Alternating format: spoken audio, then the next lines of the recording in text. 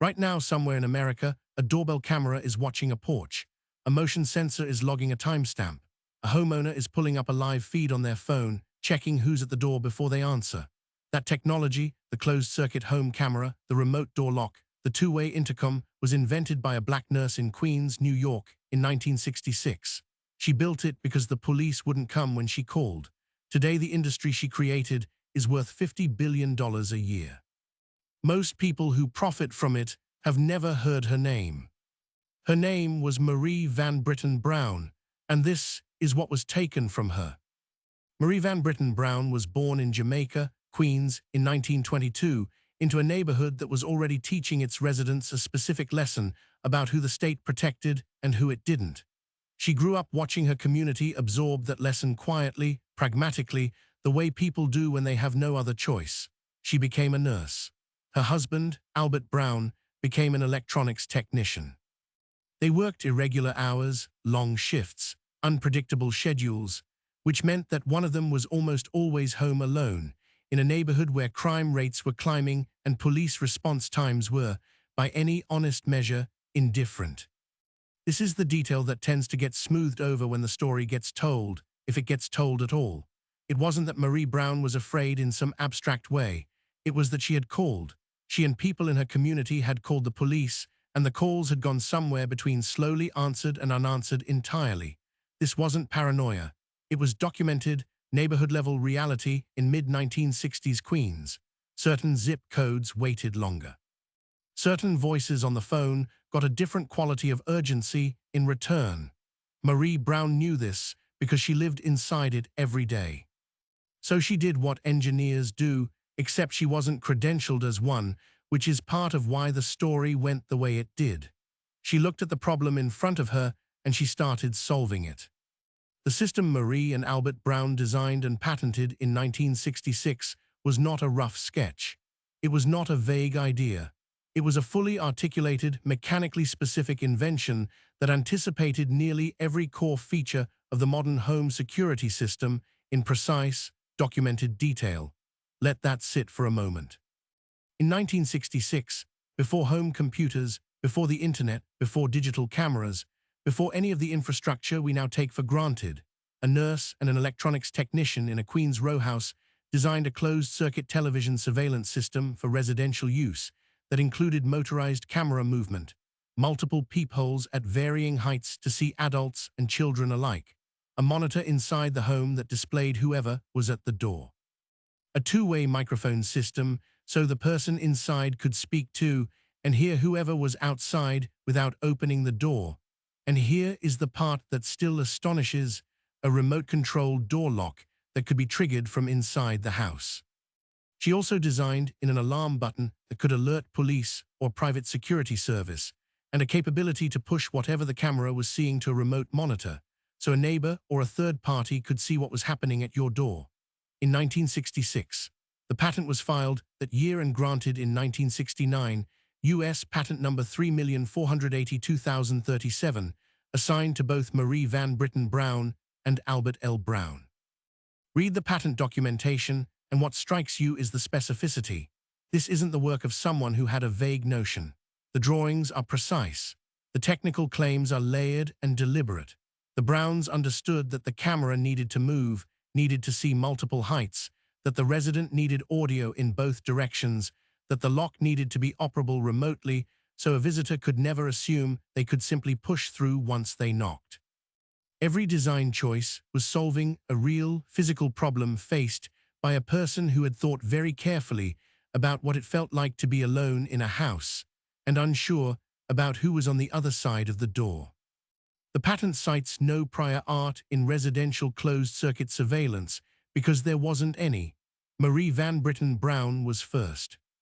So what happened next should be simple.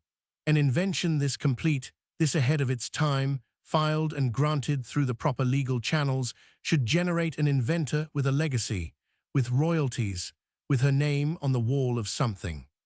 What happened instead was a quieter, more systemic erasure, the kind that doesn't require a villain in a boardroom twirling a pen. It just requires a world that isn't set up to notice. The patent was granted in 1969. In the years that followed, the security industry began to grow. Residential alarm systems became a commercial product. Closed-circuit television, initially developed for industrial and government use, started moving into private applications. The concepts Marie Brown had patented, the camera at the door, the two-way communication, the remote access lock, became exactly the architecture that the growing security industry needed. And that industry built on her work, not metaphorically, legally, technically.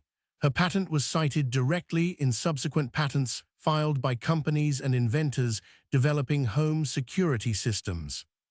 Patent citation is how the intellectual lineage of technology gets documented. When a company files a new patent and that patent builds on or relates to prior work, the prior work gets cited. Marie Van Britten Brown's patent has been cited by dozens of subsequent patents across the security technology space. Her invention is, in the formal legal and technical record, a foundational document for the industry. The citations are there. They exist. Anyone can look them up.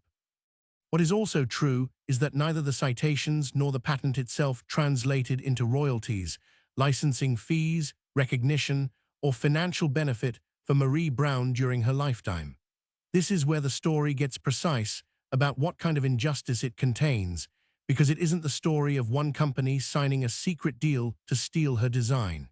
It's something harder to prosecute and harder to reverse.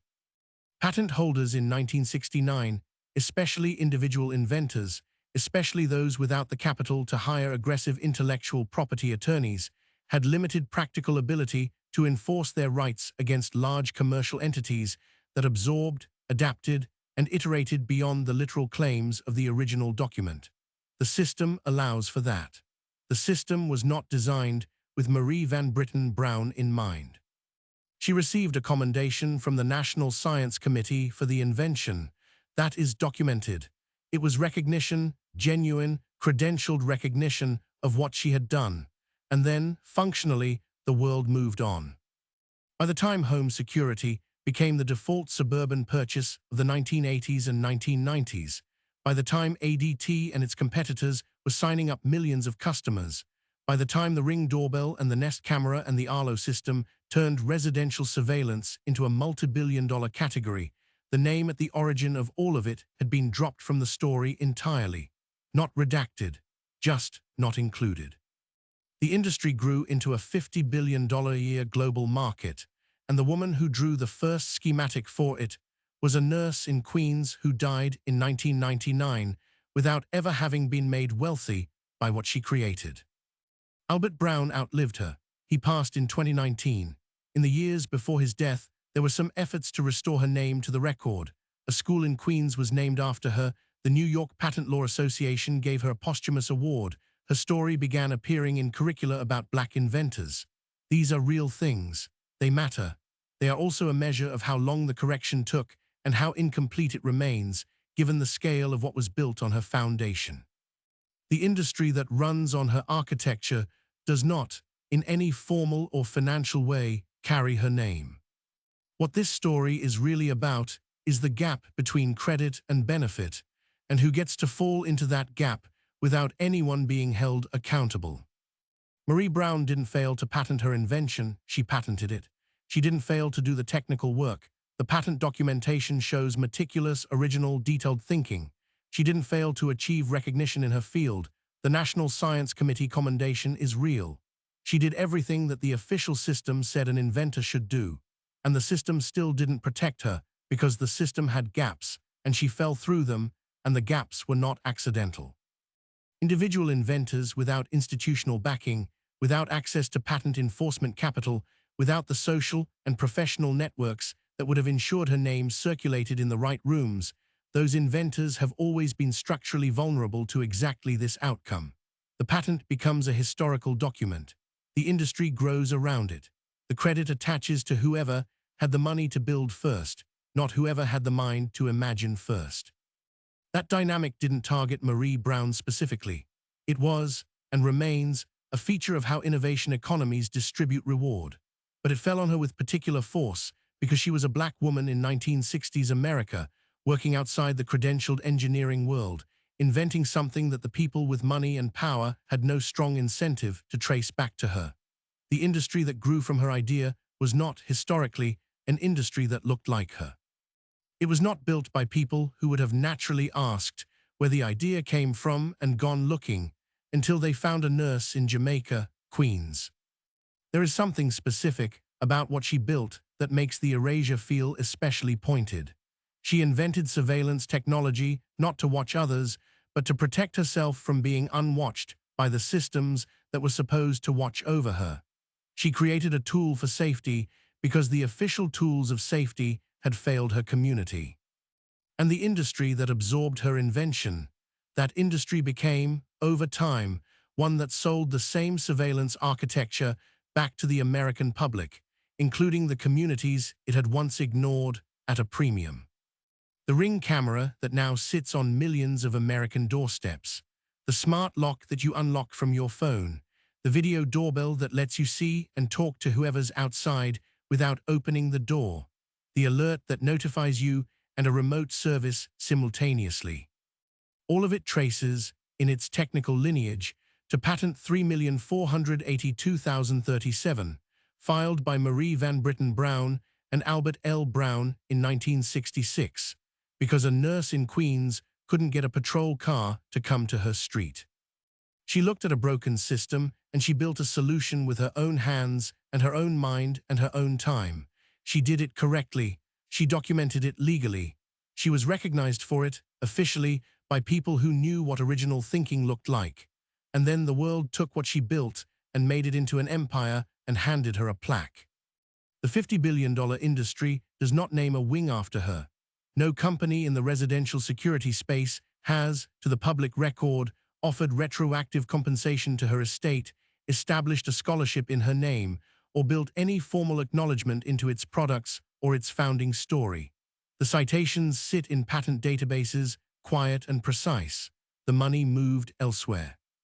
What you carry with you from this story, and the reason it matters to tell it rather than file it under historical injustice, case closed, is that the mechanism that erased Marie Van Britten Brown is still running, right now.